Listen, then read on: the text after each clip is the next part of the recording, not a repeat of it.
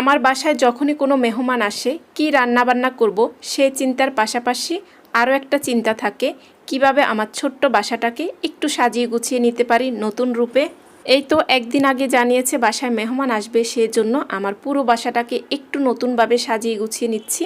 আর বাসাটা সাজাতে গেলে একটু তো পরিষ্কার পরিচ্ছন্ন করে নিতেই হয়, আর গাছ ছাড়া তো আমি বাসা সাজাতে পারি নাই।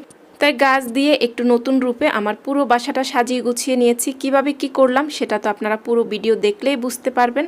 আসসালামু আলাইকুম, কেমন আছেন সবাই? এই তো সকালবেলা নাস্তা খাওয়ার পরে প্রথমে আমি ডাইনিং টেবিলটা একটু ডিপ ক্লিনিং করে নিব। যদিও প্রতিদিন ক্লিন করা হয়, তবে আজকে সব কিছু নামিয়ে আমার এই জাদুঘরি ক্লিনজার দিয়ে ভালো করে ক্লিন করে নিব। এই ক্লিনজারটা একবার বানিয়ে রাখলে অনেক সুবিধা হয়, ঝটপট একটু স্প্রে করে মুছে নিলেই কিন্তু যে কোনো কিছু একেবারে ক্লিন হয়ে যায়। এই তো ডাইনিং টেবিলটা আমি ভালো করে ক্লিন করে নিচ্ছি। যখনই আমি কোনো কিছু ডিপ ক্লিনিং করি সব কিছু সরিয়ে একেবারে ভালো করে ক্লিন করে নিই, যাতে করে কয়েকদিন নর্মালভাবে ক্লিন করে নিলেই হয়। যেহেতু বাসায় মেহমান থাকবে, হয়তো কয়েকদিন ভালো করে ক্লিন করতে পারবো না, এই দিকে সময় দিতে পারবো না, যেহেতু রান্নাবান্না করতে হবে। এই তো টেবিলটা ভালো করে ক্লিন করে টেবিলের উপর যে জিনিসগুলো ছিল সেগুলোও কিন্তু ক্লিন করে নিয়েছি। আর পাশাপাশি ওয়াল, সুইচ বোর্ড এগুলোও কিন্তু একটু পরিষ্কার করে নিয়েছি।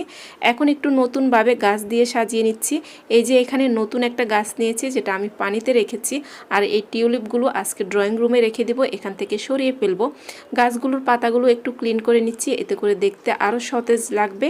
এই তো ডাইনিং টেবিলটা এভাবে নতুনভাবে আমি সাজিয়ে নিয়েছি। কেমন লাগছে অবশ্যই একটা কমেন্ট করে জানাবেন। এখন চলে যাচ্ছি ড্রয়িং রুমে। ড্রয়িং রুমটা যদিও একটু গোছানো দেখছেন, তবে অনেক ধুলাবালি হয়ে আছে, কারণ কয়েকদিন থেকে এগুলো ভালো করে ঝেড়ে মুছে পরিষ্কার করা হচ্ছে না। এই যে সোফার কাভারটা একটু ভালো করে ঠিক করে দিয়েছি, তারপরে ভালো করে ঝেড়েও নিয়েছি। এই সোফার কাভারটা যেহেতু একটু ইলাস্টিক টাইপের, সেজন্য একটু টেনে আবার ঠিক করে দিতে হয়, না হলে একটু লুজ হয়ে যায়। সব কিছু ঠিক করে আমি ভালো করে ঝেড়ে নিয়েছি, এতে মনে হচ্ছে একেবারে নতুন রূপ দিয়েছে, মানে একেবারে চকচক করছে। এখানে ড্রয়িং রুমের সুরাকের উপর কিছু গাছ আছে, সব কিছু নামিয়ে ভালো করে ক্লিন করে নিয়েছি। আর এখন গাছগুলো একটু পানি স্প্রে করে দিব। আর এই যে গাছ রাখার এই জিনিসগুলো কিন্তু আমি ক্লিন করে নিয়েছি, মানে ডিপ ক্লিনিং যেহেতু করব, ছোটোখাটো সব জিনিস ক্লিন করে নিয়েছি। আর এখানেও নতুন একটা গাছ দিয়ে স্প্রে করে নিয়েছি। সোফার এই পাশটা কর্নারে কিছু গাছ থাকে, বাকি গাছগুলো আমি বেলকনিতে রেখে দিয়েছি। আর নতুন এই গাছটা দিয়ে স্পাইডার প্ল্যান্টটা দিয়ে ভালো করে পানি স্প্রে করে নিচ্ছি।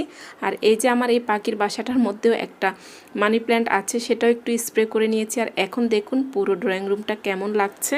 এই তো ড্রয়িং ডাইনিং গোছানো শেষ, এখন চলে আসলাম আমার বেডরুমে। আজকে আমার বেডরুমের বেড কভারটাও চেঞ্জ করব, সব কিছু উঠিয়ে নিচ্ছি। আর বেড কভার যেদিন আমি চেঞ্জ করি সেদিন চেষ্টা করি একেবারে ফার্নিচার মুছে ভালো করে ক্লিন করে নেওয়ার জন্য। যখনই এই ঝাড়া মোছা করা হয় অনেক বালি বের হয়, যেটা ফার্নিচারে গিয়ে মুছে, সেজন্য ফার্নিচারগুলো আমি ভালো করে ক্লিন করে নেই। আর ভালো করে ক্লিন করে কিছুটা পাউডার দিয়েছি অফ ক্যামেরা। এখন নতুন একটা বেড কভার দিয়ে দিচ্ছি। ওই যে সাদা মানে শুভ্রতা, সাদা ছাড়া আমার কাছে একেবারে ভালো লাগে না। আমার বেশিরভাগ বেড কভারগুলোই কিন্তু সাদার মধ্যে। আজকেও একটা সাদার মধ্যে খুব সুন্দর বেড কভার দিয়েছি। আপনাদের কাছে কেমন লেগেছে অবশ্যই একটা কমেন্ট করে জানাবেন। এই তো বেড কভারটা দিয়ে ভালো করে ঝেড়ে নিয়েছি, এখন বালিশের কভারগুলো ঢুকিয়ে নিচ্ছি। অনেক আপুরাই আমার এই বেড কভার কালেকশানগুলো খুবই পছন্দ করেন, সবসময় জিজ্ঞেস করেন কোথায় থেকে নিয়ে থাকে। আমার বেশিরভাগ বেড কভারগুলোই নিউ মার্কেট থেকে নেওয়া, একেবারে হোম টেক্সের শোরুম থেকে আমি নিয়ে থাকি। এতে করে বেড কভারগুলো খুবই ভালো পড়ে, কখনো কোনো রং কষ কিছুই উঠে না। যাই হোক, বেড কভারটা ভালো করে ঝেড়ে পরিষ্কার করে নিয়েছি, মানে বিছিয়ে নিয়েছি। এখন এই যে সাইড টেবিলে সাদা একটা ফ্লাওয়ার দিয়েছি বেড কভারের সাথে মিলিয়ে। আর এখানে আমার ওয়ার্ড্রপের উপরের এই জিনিসগুলো একটু গুছিয়ে নিচ্ছি। একটা নতুন গাছ দিয়েছি, গাছটা কিছুদিন থেকে বেলকনিতে ছিল, এখন নতুনভাবে এখানে দিয়ে ভালো করে পরিষ্কার করে নিচ্ছি। আসলে যদিও ক্যামেরায় এগুলো দেখা যাচ্ছে না, অনেক ধুলাবালি পড়ে থাকে এগুলোর মধ্যে। ভালো করে সব কিছু একেবারে ক্লিন করে তারপরে আমি ঘরটা ঝাড়ু দিয়ে ফ্লোরটাও ক্লিন করে নেব। এরপরে চলে যাব রান্নায়। মেহমানদের জন্য কি কি রান্না করলাম সেটা না হয় নেক্সট ব্লগে দেখবেন। আর আমার বেডরুমটা গোছানো কেমন হয়েছে সেটাই দেখিয়ে দিচ্ছি। আমার মেয়ের বেডরুমটা আগেই গোছানো ছিল, সেজন্য আজকে আর গোছালাম না। যারা এ পর্যন্ত ভিডিওটা দেখছেন সবাইকে অনেক ধন্যবাদ এবং ভালোবাসা। আজকে এ পর্যন্তই, আল্লাহ হাফেজ।